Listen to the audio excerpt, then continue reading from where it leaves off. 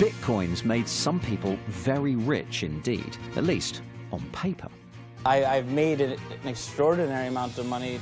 For some investors here, it's a roller coaster ride as values plunge. My son says, hurry up and become a Bitcoin millionaire, Mum. We discover the power behind Bitcoin. Every single one of these is a desktop computer. There are thousands of them. But is this all just some media hype? It's human nature to jump on the bandwagon. It's what every great bubble is made of, and they're calling this the greatest bubble of all time. And behind the hype, we uncover a plain, old-fashioned scam. What are we all here for today? Money. Show me the money. Tonight on Panorama, who wants to be a Bitcoin millionaire?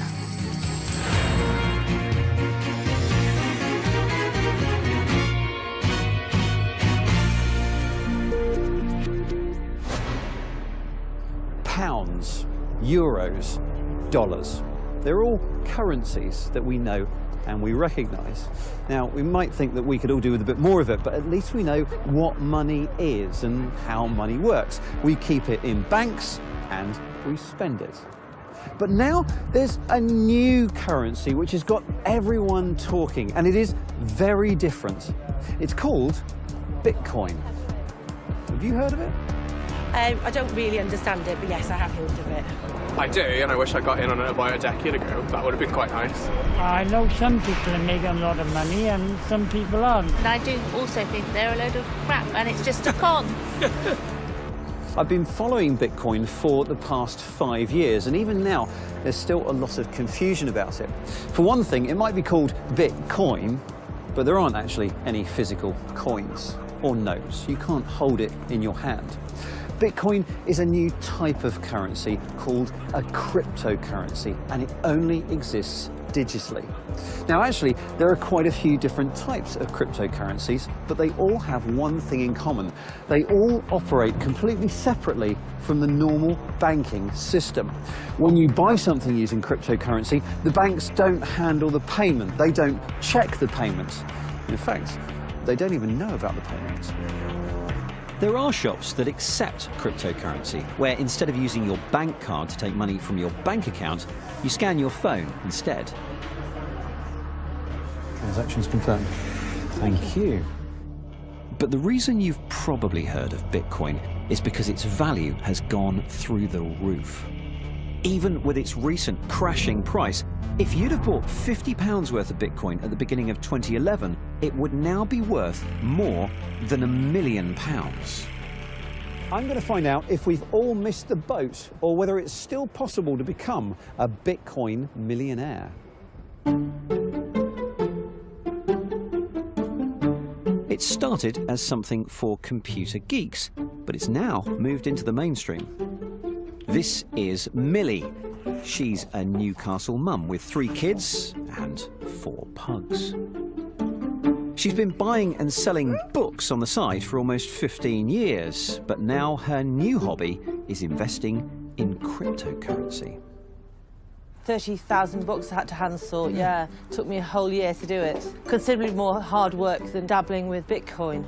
My son says, don't do the books anymore. Hurry up and become a Bitcoin millionaire, Mum. She heard about it before Christmas, and she's been dabbling for the past couple of months. Anne has also earned commission getting family members to buy too. What I'm doing at the moment is I'm going to buy like £100 worth of Bitcoin. Oh my God, it's like my guilty pleasure. I'm sneaking a peek all day long.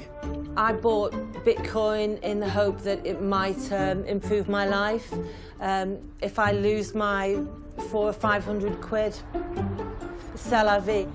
All over the country, little pockets of people are starting to play around with cryptocurrency. Over the last few months, it's amazing how Bitcoin has sort of moved into the mainstream. Tabloid newspapers are doing special features about the latest cryptocurrency and which one you should buy. This has gone very quickly from a tiny, niche, little, nerdy tech that a tiny number of people cared about to something that the ordinary person on the street is suddenly fascinated by. But while Millie is careful not to invest more than she can afford to lose, others aren't. 10,5 миллионов биткоинов. Сумма уменьшается. The staggering rise in the value of many cryptocurrencies has driven some people to take huge risks, even taking out mortgages to cash in on what they see as a gold rush. We have begun to ask questions and look at it, but I don't think anyone in British politics or the regulation system in our country is going at the right speed, bearing in mind what's happened within cryptocurrency over the past few months. Now we seem to have a real live situation. But Bitcoin's value has gone down as well as up. If you'd have invested £50 just before Christmas, you'd now have 20 quid. These recent price crashes have caused some authorities to act. Just last week, banking giant Lloyds banned its customers from buying cryptocurrency with their credit cards. They're worried about people racking up debt. The idea behind cryptocurrencies is that it's a way of storing money and making purchases without involving the banks. But remember, the banks don't just hold our money, they also keep a check on who has paid what. They are a trusted central point. So how do you do banking without the banks? When you want to buy something normally, using your normal bank card, this is what happens. I give my card details to the shop asks the bank if I'm good for the money. The bank checks its records to see if I've got enough in my account. If I do, it lets the shop know. It updates its records to show the movement of money from my account to the shop's. Oh, and it takes a little cut for its trouble. Now, if you wanted to remove the bank from that system, who else would you trust to keep those records and not alter them or cheat in any way? Well, I wouldn't trust you. I wouldn't trust you. In fact, I wouldn't trust any single person. But I might trust everyone. The idea is you don't have a central record of transactions. Instead, you distribute many, many copies of this ledger around the world. Each owner of each copy records every transaction. So there's no way that a forged transaction can make it in. If I try to alter a ledger, it won't match all of the other copies. And it gets rejected. So, to buy something using cryptocurrency, I give the shop my details. The shop asks all the bookkeepers if I'm good for the money. The bookkeepers all check their records to see if I have enough. If I do, they tell the shop, and then all update their records to show the movement of money. Oh, and one of them, at random, will be given a reward of some newly created cryptocurrency. This is how cryptocurrencies work. And remember, all of these bookkeepers, all of these ledgers, they're not actually people, they're computers. Lots of computers. And I mean a lot. That random reward for being a bookkeeper is an important point. It was the original incentive for people to use their home computers to help keep the books. But I feel the scale of these places is tipping the odds away from average investors. Every single one of these is a desktop computer. There are thousands of them, all wired together and all doing one thing: bookkeeping for cryptocurrency. And because every so often they get that reward of new cryptocurrency, they call this operation mining. Now, this particular mine contains 20,000 machines, a very expensive setup.